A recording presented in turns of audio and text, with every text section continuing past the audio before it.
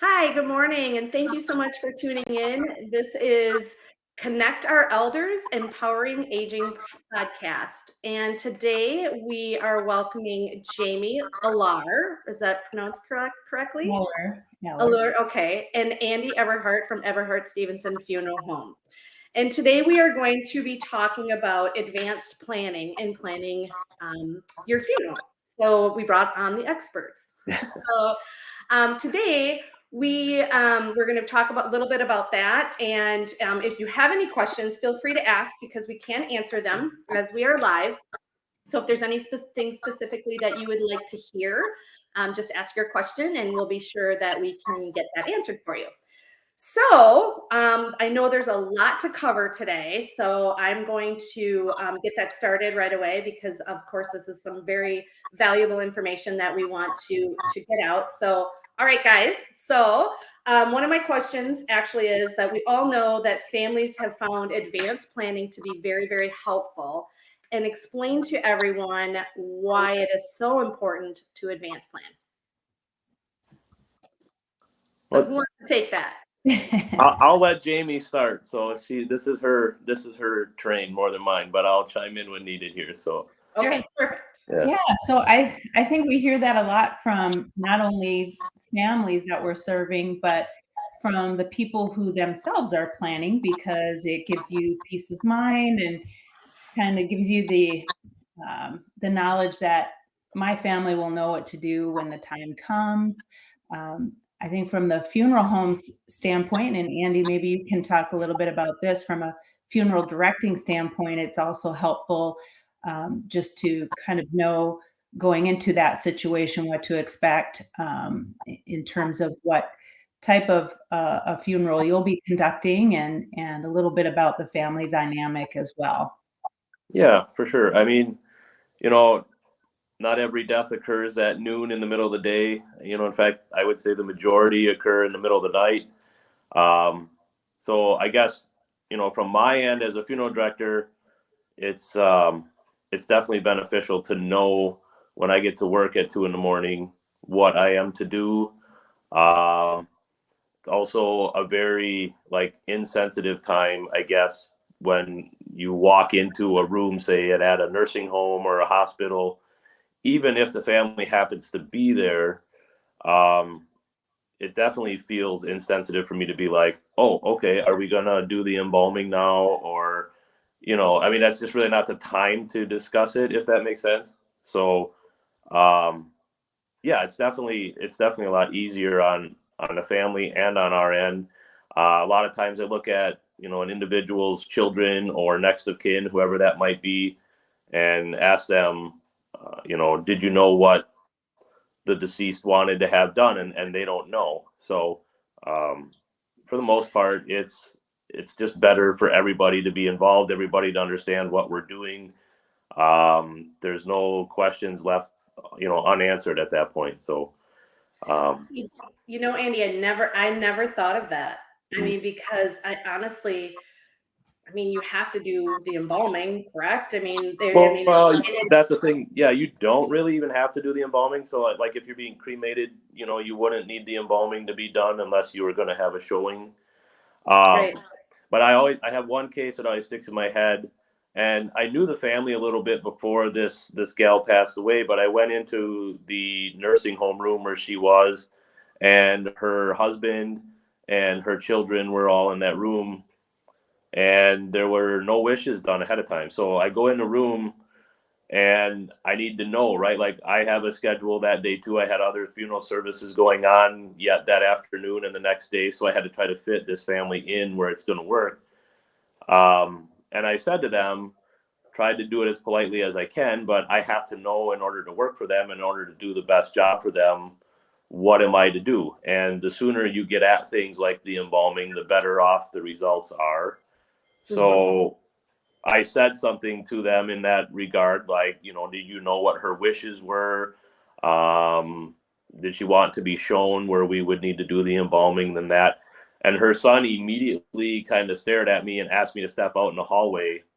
And once we got in the hallway, he really just went off on me verbally about asking those questions.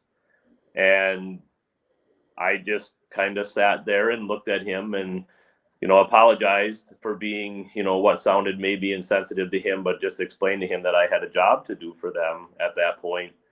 And after the funeral was over, we were down in the lunchroom. They were eating lunch in the basement of the church. And, I went up, kind of put my hand on his shoulder a little bit, and he just kind of started to tear up a little bit, and he apologized immediately for what had happened a few days ago, said everything was just wonderful, and he understood then at that point, all the details that had to be taken care of. So, I don't think people quite understand that at that point in time, it triggers a whole bunch of different tasks for me and Troy here at the funeral home, and even them, for them to start calling florists or deciding maybe what grave space to use or what monument company they might want to work with or any of that kind of stuff.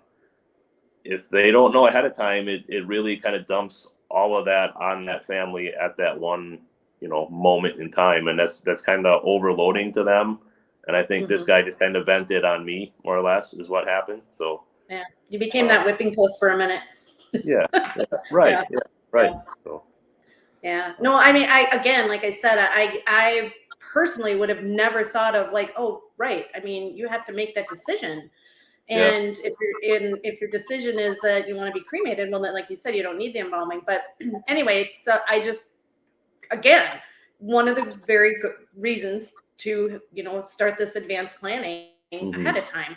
So then your children or your niece or whatever family member doesn't have to make those decisions, number one, right? Or to struggle through them, that you just know, already your job is to get there, and you have like you said, you have a job to do. So no, that was great. Anything else to add for you, Amy?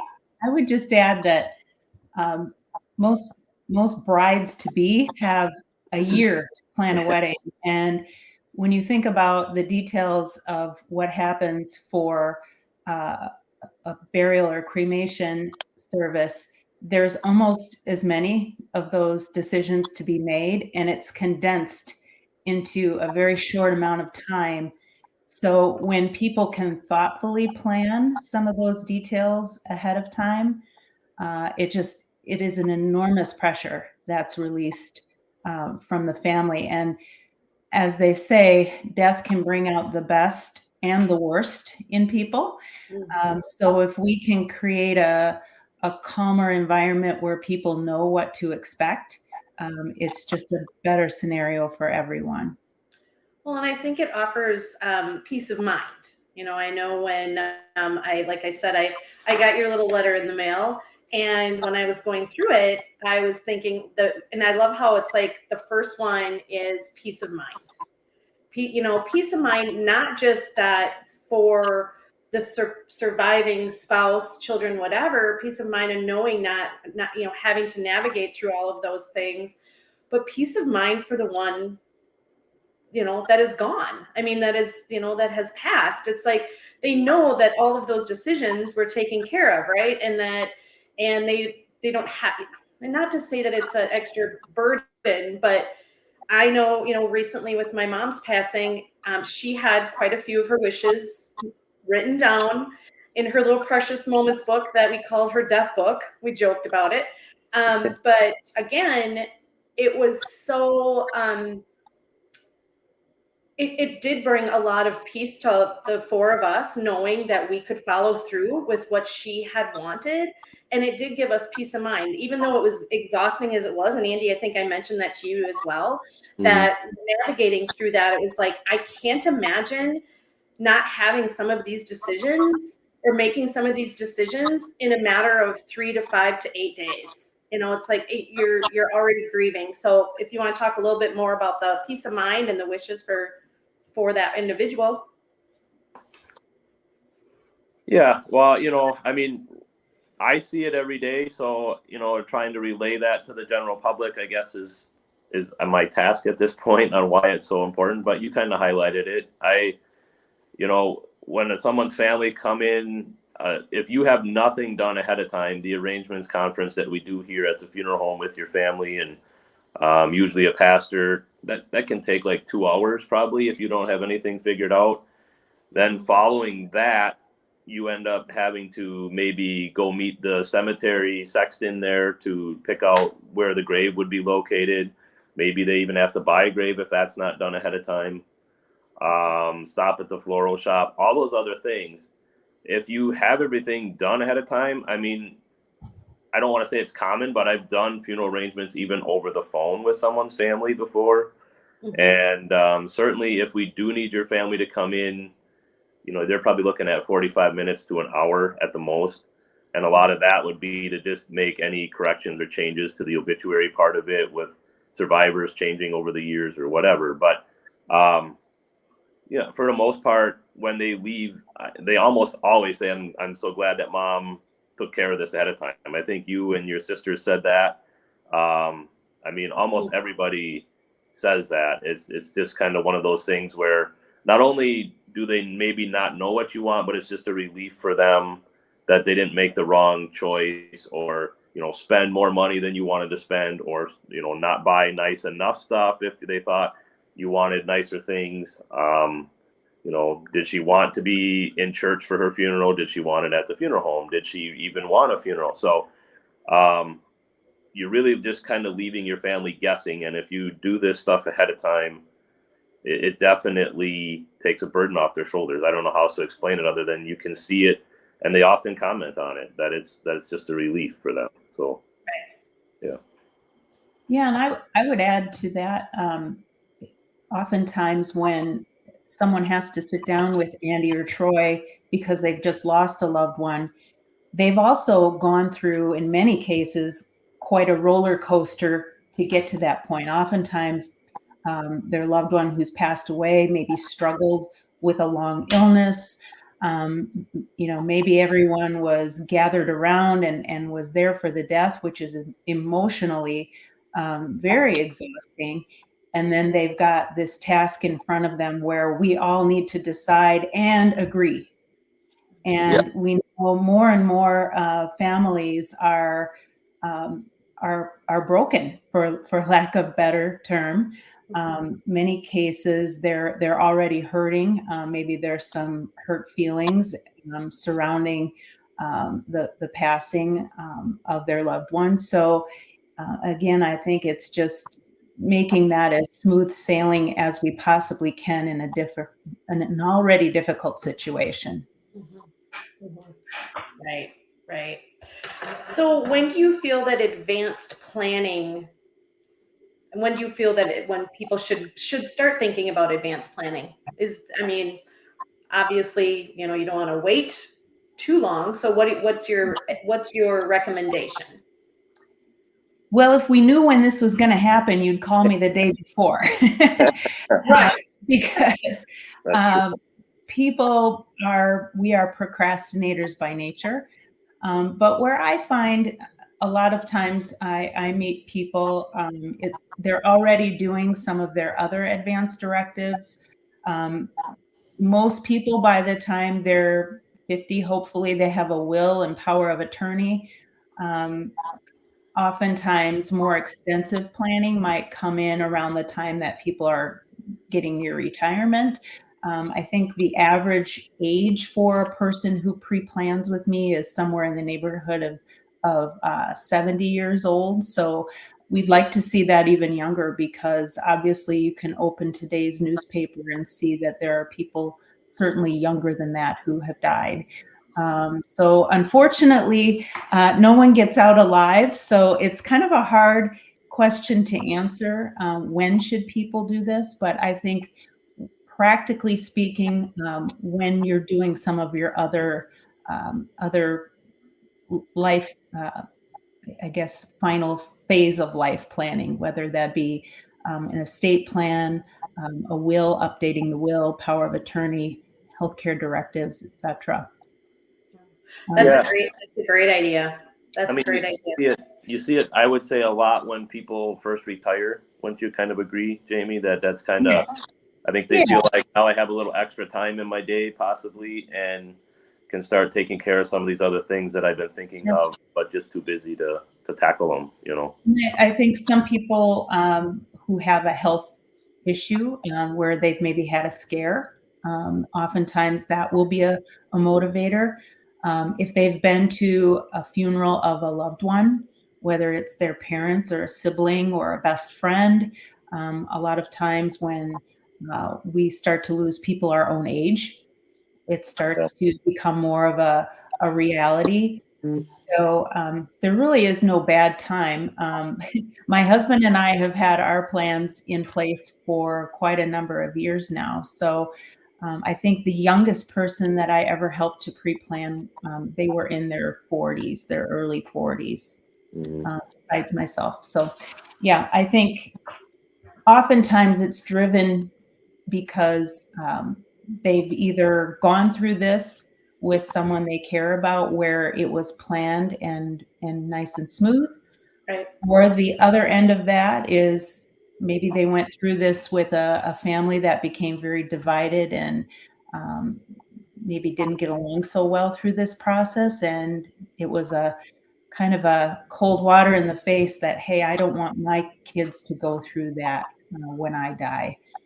And the other timing issue, I think, for some people is when they're facing nursing home care or assisted living long-term care really drives this decision for some, because having the financial aspect of funeral planning taken care of ahead of time is one of the few things that ensures families won't have to pay out of their pocket for funeral expenses. So the funeral trust is something that a lot of families use as a financial planning tool to ensure that things go smoothly financially for the payment of funeral expenses. Sure. Which actually is a good segue into that whole Medicaid piece that we were talking about too, or that you had listed here. Explain a little bit about, I mean, that's obviously when people are looking into, any type of insurances, but tell me a little bit about the Medicaid piece. Yeah. So when someone is facing a rehab situation, if they've been in the hospital and maybe can't go home, need to go to a rehab facility, typically Medicare and private insurance will pay for the first 100 days if you're making progress in a nursing home situation or assisted living situation. But after that, we go on a self-pay. So when Medicare stops, a lot of people need to get on Medicaid, which is a program that helps people pay for the cost of nursing home care. And most people go through their entire life savings with about 1 year in the nursing home. I think the average monthly skilled nursing home care expense tends to run around $10,000 per month. So it doesn't take long for people to run out of money. And one of the few things that is not counted as an asset is a funeral trust. To be on medical assistance as a single person, your assets have to get down to $2,000. So you're allowed to keep your home, also a vehicle, and then $2,000. That's the long and short of it. Right. And so the other thing you are allowed is a prepaid funeral or funeral trust. So many folks, when they're faced with this long-term care scenario, they will come in and they'll quickly need to spend down their assets through a funeral trust. And that ensures their family won't have to pay out of pocket for their funeral. One of the things that I have helped many families do as well to qualify faster is to place funds in this irrevocable funeral trust for their children as well. That is allowable under the Medicaid rules. So again, it's a matter of qualifying for long-term care, which is very expensive, but it also ensures that family members won't be left to argue about, discuss, figure out who's going to pay for the funeral. Right. Is there a limit on that or a cap? Like if it's like specifically for yourself, and then you had mentioned any other family members? And Sure. who can those family members be? Do they have to be? Great question. So the Medicaid rules say that you can set funds aside for your family members to include children and their spouses, or a spouse of your own. And also that does extend to siblings and spouses as well. As far as limits for the family members, I've helped some families that will shelter up to 10 or 15,000 per person. Okay.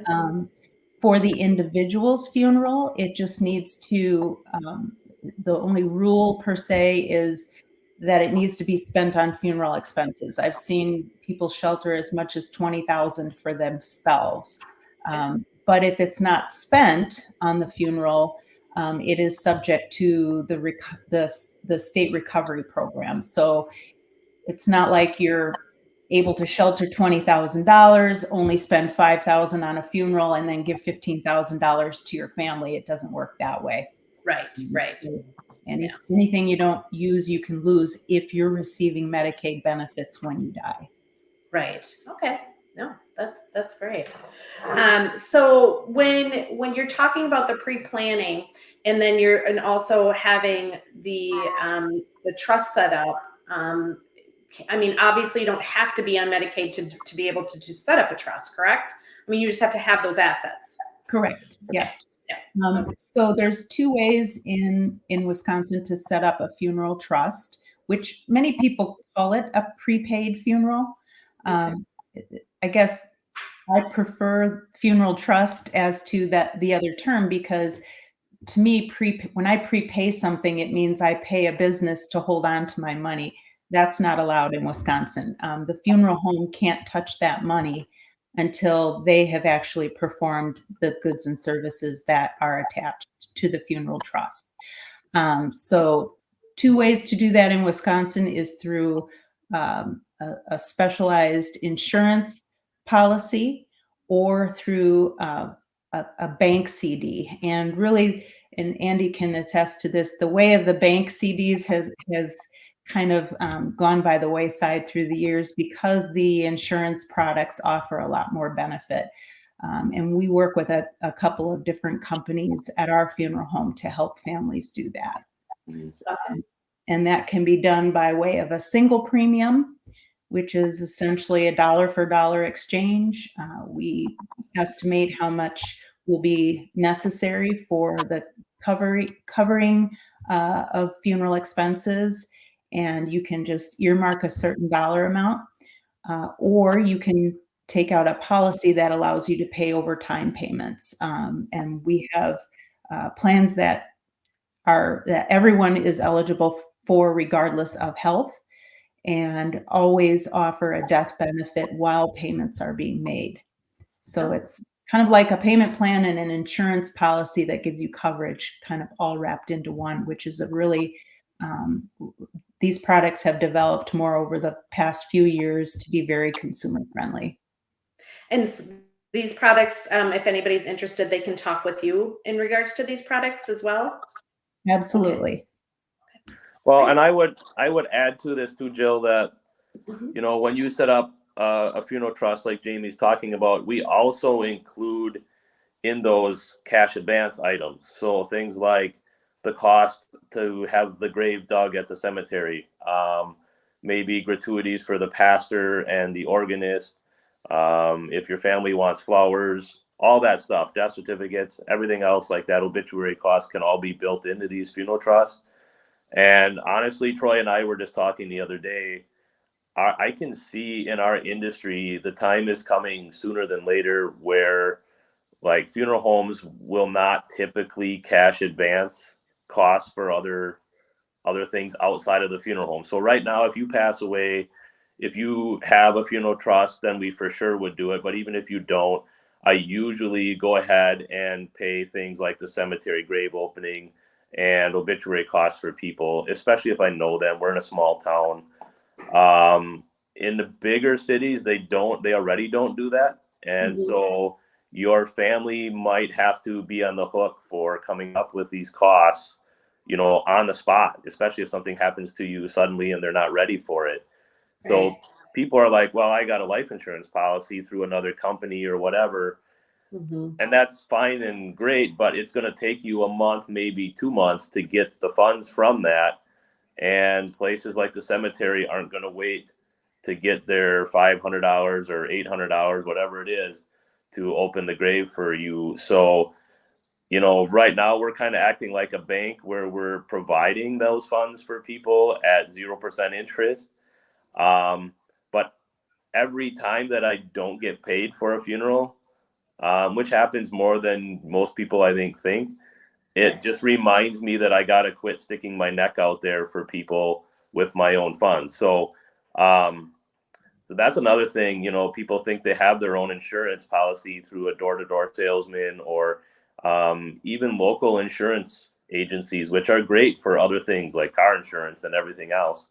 And even life insurance, if you're just trying to cover, a big net for your family if something were to happen to you.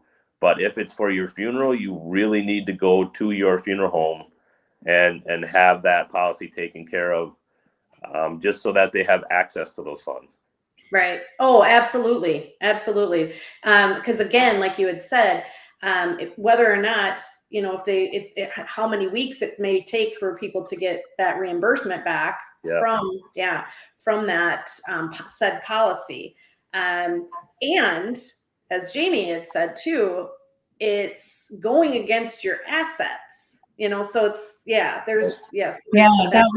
I was just going to mention that I met with a family yesterday where they have a $50,000 life insurance policy that they've been paying on for a few years.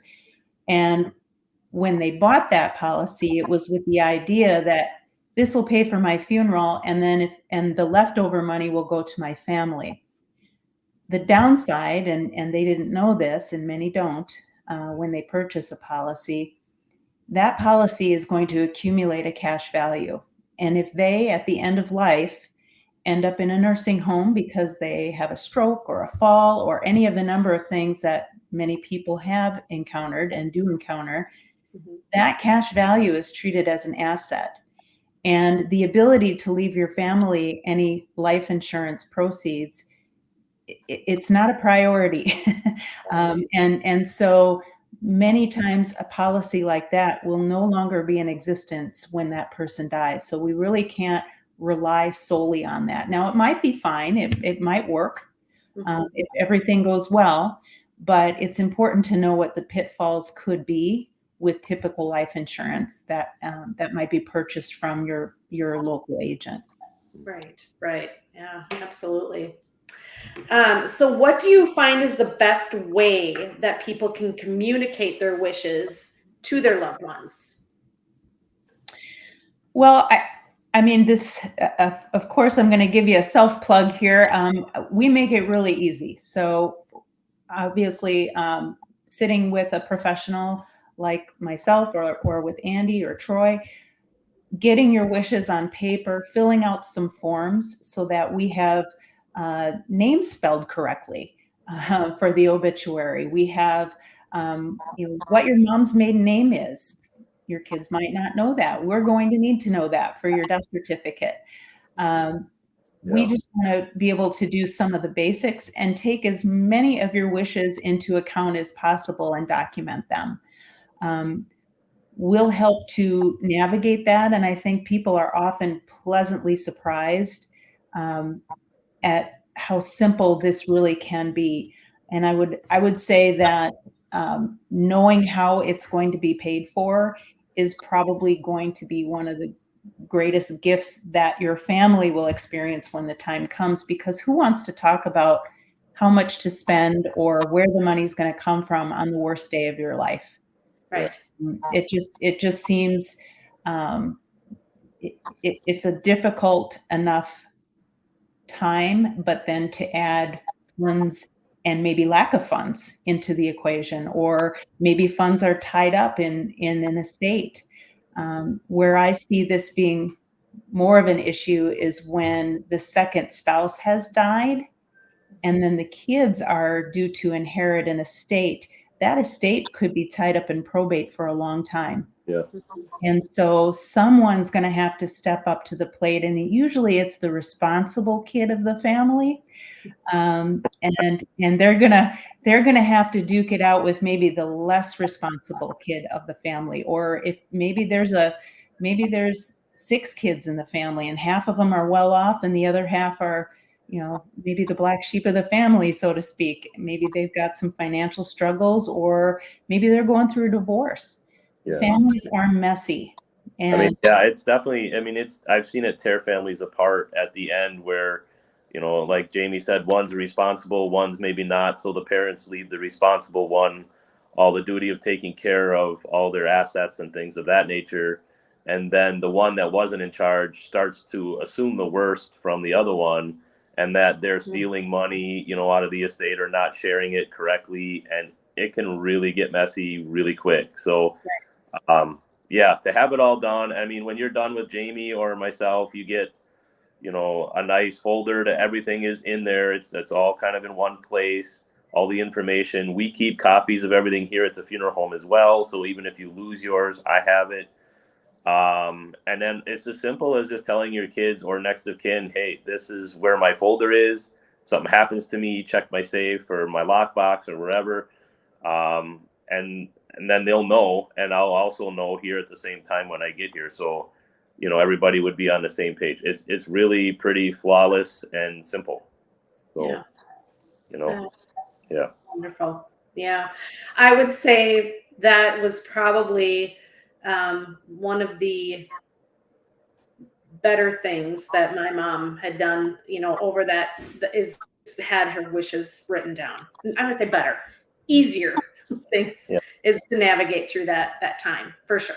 Yeah. So, okay. Well, is there anything else that you guys want to add? I know we talked about peace of mind. Oh, I see one on here that I was going to ask you and I forgot. I think you kind of touched on it, but when someone does have a funeral trust in place, is it transferable?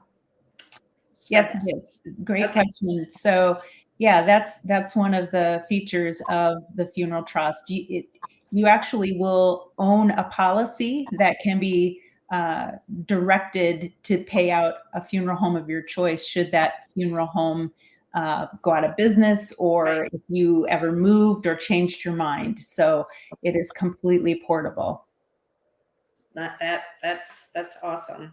And if somebody, and I noticed here too, you have on your planning ahead a thoughtful gift, payment plans. So if someone wants to get this in place, but they just don't have the funds to do this or the assets to shift their assets over, is there a payment plan that they can set something up? Yeah, and so the payment plans that we offer through the insurance companies that we represent and offer, they extend 3, 5, 7, or even 10-year payment plans, which is great. It helps you to have the benefit of making payments through a policy that will pay out if you should die unexpectedly, and also give you that freedom to pay over time in smaller pieces. So I have some folks that say I can only afford, $25 a month or $50 a month. And, that's better than nothing. Right. We always want to make it an affordable plan that at least will remove some, if not all, of the burden of the expense. Right. Absolutely. And speaking of expenses, I did also read here that it says that the cost will not increase. So how are you, let's just say if I have purchased something, through you and have all my pre-planning and I live till I'm 80 in 30 years, your costs go up. How can you guarantee that? And you just let everybody do the math, by the way, on your age, Jill, just so you know. You just said in your 80 and 30 years. I'm just oh, well, when I get my pre-planning funeral page in the mail along with my ARP card. Oh, boy. Yeah. Well, the potential to not have to add to this in the future is always my goal when I'm helping a family plan ahead. I want to make sure that I meet their needs today, but also in the future. And one of the unique features of the policies that we offer is that they have an increasing death benefit. So the goal is to keep up with inflation. Now, in this environment, it's becoming increasingly difficult. However, at age 50, in good health, if your insides look as good as your outsides, Jill, we would take that into account. If you tell me I plan to live until I'm 100, we're gonna figure that into the equation when we're planning ahead so that the policy amount makes sense. But it will also grow over time, so that will be part of the conversation. And I would just stress that everyone I meet with is in total control of this process. There are plans to meet every budget and every scenario, but really you make the decision. I want families to know they're empowered to make this their plan on their terms. Sure. So how can they get in contact with you to get that started? Yeah.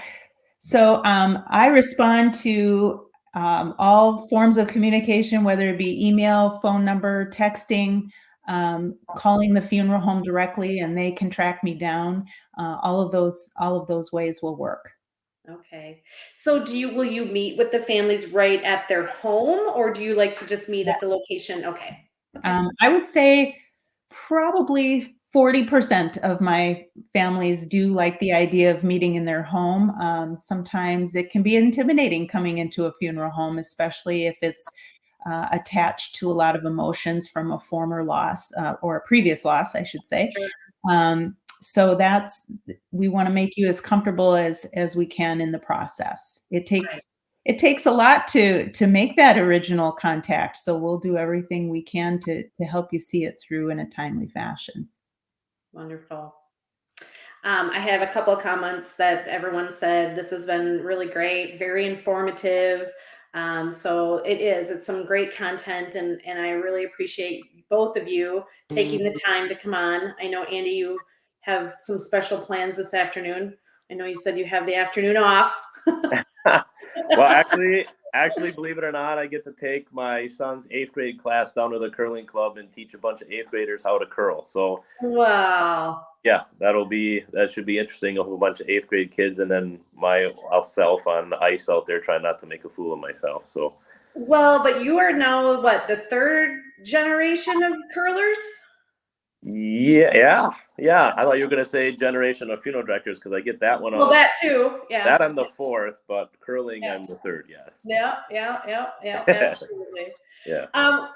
No, this is great. Again, thank you so much for all the information today, and I again appreciate your time. And again, if there's any questions, you can contact me at Connect Our Elders at 920-750-4246. And otherwise, contact Andy at Eberhardt-Stevenson's funeral home, or Jamie as well. So, and again, I have another one. Thank you so much. Great information. So thank you guys so much for coming on and doing this. I know it's a very hard conversation to have with people, but you have to have this conversation with your loved ones. It's important, that's for sure. So thank you guys so much. I really appreciate it. Of course, welcome, and yeah, thanks for giving us the platform to share some of this stuff because it is important. So absolutely. So thanks, guys. Yeah, thank you. See ya. Bye.